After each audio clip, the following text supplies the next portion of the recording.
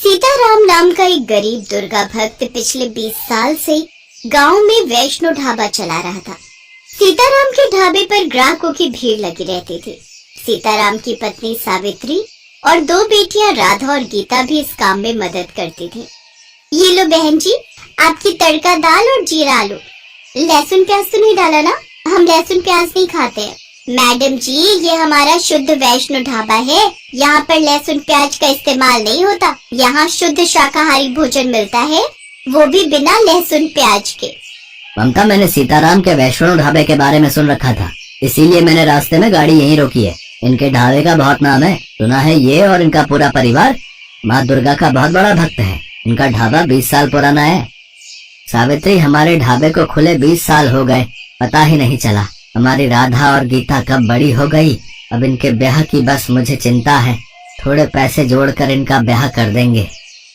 हाँ जी, तुम ठीक कह रहे हो। अब इन दोनों के ब्याह का समय आ गया है। हमें इनके ब्याह के बारे में सोचना चाहिए। कुछ मत सोचो सावित्री, सब माँ दुर्गा पर छोड़ दो। वो हमारे साथ हैं तो हमारे सारे काम पूरे होते चले जाएंगे। बापू, एक दाल तड़का बना दो, ग्राहक को देनी है। नमक मिर्ची थोड़ा तेज बोल रहे हैं। हाँ, अभी बना देता हूँ। ऐसे सीताराम अपने ढाबे पर अपने परिवार के साथ मेहनत करता और पैसे जोड़ता है ताकि वो अपनी दोनों बेटियों के लिए अच्छा लड़का ढूंढकर उनकी शादी कर सके। पर एक दिन 2 बदमाश लड़के वहाँ पर खाने के लिए आते हैं। उन्होंने खाना ऑर्डर किया, पर जैसे ही उनके सामने खाना आया वो गुस्से में भर गए। अरे ओ, ये कैसा खाना है भाई? है न लहसुन है न प्याज है, बिल्कुल बेकार खाना है। ऐसा खाना होता है क्या? दाल को तड़का लगाया है, वो भी बिना लहसुन प्याज का। और यहाँ पर चिकन नहीं है क्या? हमें चिकन मांस मच्छी खाना है। सही कह रहे हो भाई, ये तो बिल्कुल ही बेकार खाना है। क्या घास फूस काट कर ले आए हैं? भैया, ये वैष्णो ढाबा है, यहाँ लहसुन प्याज और मांस मच्छी का उपयोग नहीं होता। शुद्ध शाकाहारी भोजन ही बनता है। लगता है तुम गांव में नए आए हो। क्या कहा? नया आया हूँ? मैं इस गांव का जमींदार का साला हूँ। तेरे ढाबे पर रोटी खाने बैठे थे पर सारा मूड ही खराब हो गया। ऐसा बेकार ढाबा है। छोड़ा भाई, जो है खा लेते हैं। सीताराम गुंडों के आगे खाना रख देता है, पर गुंडों की नजर राधा और गीता पर थी। ए लड़की, गरम गरम रोटियां ला कर दे। राधा बेटिया, गीता बेटिया, तुम दोनों रहने दो, रोटियां मैं दे देता हूँ। सीताराम नहीं चाहता था कि राधा और गीता उन गुंडों को रोटियां परोसे। इसी बात पर एक गुंडे को गुस्सा आ गया और उसने सीताराम को गुस्से में धक्का दे दिया। कितनी देर से बोल रहा हूँ बुड्ढे, तेरे हाथों से खाना नहीं है। उन दोनों लड़कियों के हाथों से हम खाना खाएंगे। बार बार खुद आ जाता है सामने, समझ में नहीं आता? तुमने हमारे बापू को धक्का कैसे दिया?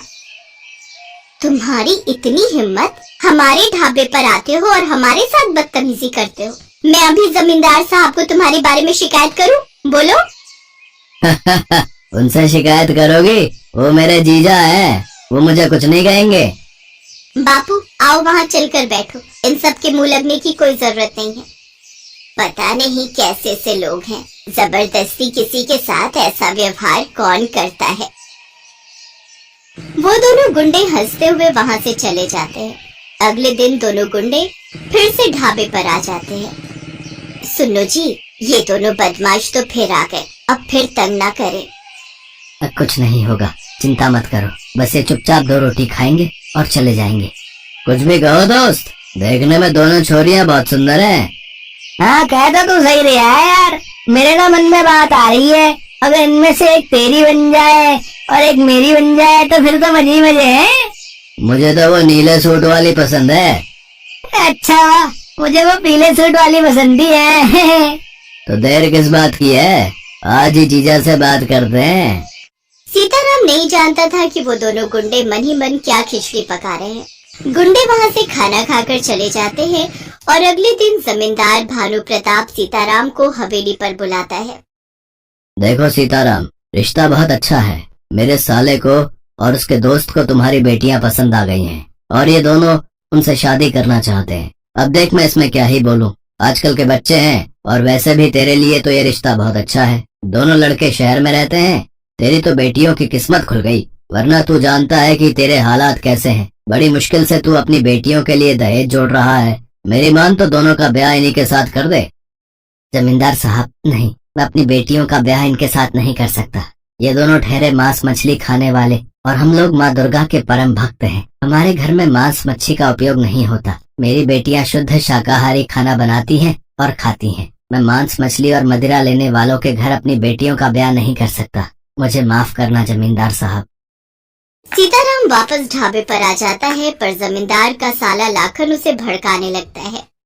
जीजा, ये तो तुम्हारे मुंह पर थूक कर चला गया। इतना बड़ा रिश्ता ठुकरा दिया इस भिखारी ने। मुझे इसका कुछ करना ही होगा।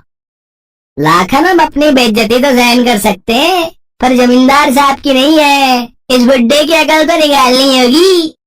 तोड़ दो इसका ढाबा, खत्म कर दो इसका ढाबा। मुझे सीताराम गांव में नहीं चाहिए। चलो भाई लड़कों, जीप में बैठो। आज इसका ढाबा तोड़कर सारे परिवार की अकड़ निकाल कर ही रहेंगे।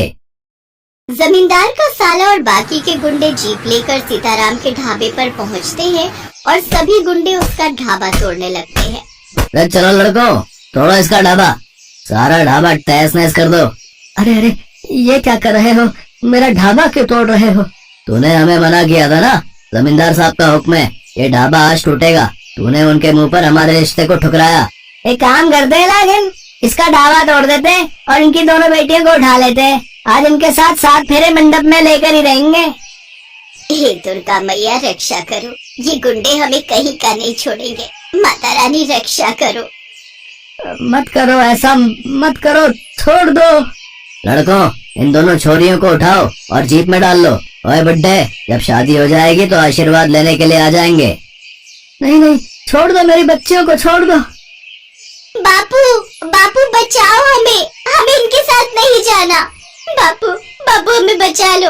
माँ, माँ हमें इनके साथ शादी नहीं करनी, हमें बचा लो, छोड़ दो हमें।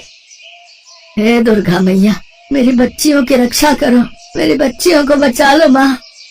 सीताराम और सावित्री माँ दुर्गा को याद करने लगते हैं। तभी तेज आंधी चलने लगती है। गुंडे घबरा जाते हैं। अरे ये जीप स्टार्ट क्यों नहीं हो रही थे? पता नहीं भाई, अभी तो चल रही थी। अरे तेज आंधी और हवाएं और परेशान कर रही हैं। अरे ये किसने मारा भाई? अरे कौन मार रहा है हमें? अरे अरे, ये डंडों की बारिश कौन कर रहा है? सब गुंडे हैरान रह जाते हैं।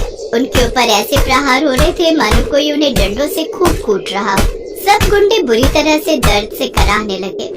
अरे लाखन भैया, यहाँ तो मैं भूत दिखाई देता है, हमारे ऊपर डंडों से प्रहार कर रहा है। हम यहाँ नहीं रुकेंगे भैया, हम जा रहे हैं लाखन भैया। अरे बड़ी जोर के लग रही है। अरे भैया, बड़ी जोर के लग रही है। अरे कौन है भैया? गुंडों को कमजोर होता देख राधा और गीता भी अपने हाथ में एक एक डंडा ले लेती हैं। अब वो भी उन गुंडों की कुटाई कर रही थी। हमारा ढाबा तोड़ने आए थे, हाँ? आज तुम्हारी खैर नहीं। जय दुर्गा मैया, हमसे शादी करोगे? अपना मुंह देखा है? आज तुम हमारे हाथों से नहीं बचोगे। जय दुर्गा मैया। कुछ ही देर में गुंडे परेशान हो गए और माफी मांगने लगे। तभी वहाँ एक आवाज गूंजने लगी। अगर किसी ने भी मेरे भक्त सीताराम और उसके परिवार को चोट पहुँचाई तो मैं उन्हें नष्ट कर दूंगी। आज के बाद तुम अगर यहाँ दिखाई भी दिए तो तुम्हारा सर्वनाश हो जाएगा।